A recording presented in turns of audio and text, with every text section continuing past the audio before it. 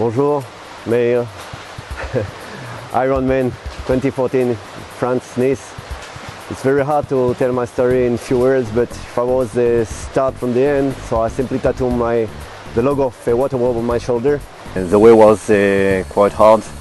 I didn't knew swimming at all at the beginning, 1 year and a half before. And the waves take me through this competition and the finish line. I stopped training because of high level cholesterol in my blood. I was quite fit, and my doc gave me an order to start training. And at this time I met Orisela and the West techniques. For me it was the beginning of a new life, a new way of going through the different difficulties. When I started training, all my training was very hard, and I was fighting with the road, fighting with my bike, and fighting with the water.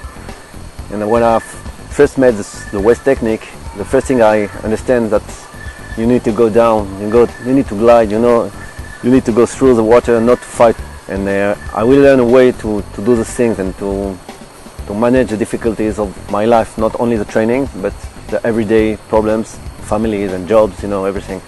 I learned from the West to control my pace, to control my swim, my breath, and definitely the West teach me how to manage the things slower, not to fight with the situation. There is no doubt that the West technique definitely changed my way of life for the best.